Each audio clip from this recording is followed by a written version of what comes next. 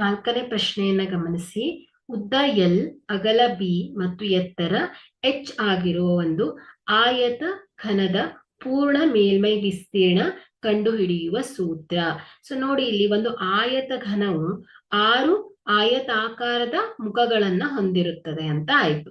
ಹಾಗಾದ್ರೆ ಈ ಮುಖಗಳ ವಿಸ್ತೀರ್ಣಗಳನ್ನ ಸೇರಿಸಿದಾಗ ಏನ್ ಸಿಗತ್ತೆ ನಮ್ಗೆ? ಈ ಒಂದು ಆಯತ ಘನ ಇದೆ ಅಲ್ವಾ, ಸೊ ಅದು 6 ಮುಖಗಳನ್ನ ಹೊಂದಿರುತ್ತೆ. ಸೊ ಇಲ್ಲಿ ಪ್ರತಿ ಆಯತ ಮುಖದ ವಿಸ್ತೀರ್ಣಗಳನ್ನ ಸೇರಿಸಿದಾಗ ನಮ್ಗೆ ಏನ್ ಸಿಗತ್ತೆ? ಒಂದು ಪೂರ್ಣ ಮೇಲ್ಮೈ ವಿಸ್ತೀರ್ಣ ಸಿಗತ್ತೆ. ಸೊ ಒಂದು ಮುಖದ ವಿಸ್ತೀರ್ಣವನ್ನ ನಾವೇನಂತ ಹೇಳ್ತೇವೆ? ಎಲ್ ಇಂಟು ಎಚ್ ಅಂತ ಹೇಳ್ತೇವೆ. ಸೊ ಹಾಗಾದ್ರೆ 6 ಮುಖದ ವಿಸ್ತೀರ್ಣವನ್ನ ಸೇರಿಸಿದಾಗ ನಮ್ಗೆ ಏನ್ ಬರುತ್ತೆ? 2 ಗುಣಿಸು ಎಲ್ ಬಿ ಅಧಿಕ್ ಬಿ ಎಚ್ ಅಧಿಕ್ ಎಚ್ ಎಲ್ ಅಂತ ಬರುತ್ತೆ. ಸೊ ಹಾಗಾದ್ರೆ ಏನಾಯ್ತು? ಒಂದು ಆಯತ ಘನದ ಪೂರ್ಣ ಮೇಲ್ಮೈ ವಿಸ್ತೀರ್ಣದ ಸೂತ್ರ 2 ಗುಣಿಸು ಎಲ್ ಬಿ ಅಧಿಕ್ ಬಿ ಎಚ್ ಅಧಿಕ್ ಎಚ್ ಎಲ್. ಸೊ ಇದೇನಾಯ್ತು? ಸ್ಕ್ವೇರ್ ರೂಟ್ ಅಲ್ಲ, ಸೊ ವರ್ಗಮೂಲವನ್ನ ತೆಗೆದುಹಾಕಿ. ಸೊ ಹಾಗಾದ್ರೆ ಇದಕ್ಕೆ ಸರಿಯಾದ ಉತ್ತರ ಎ ಆಗುತ್ತದೆ.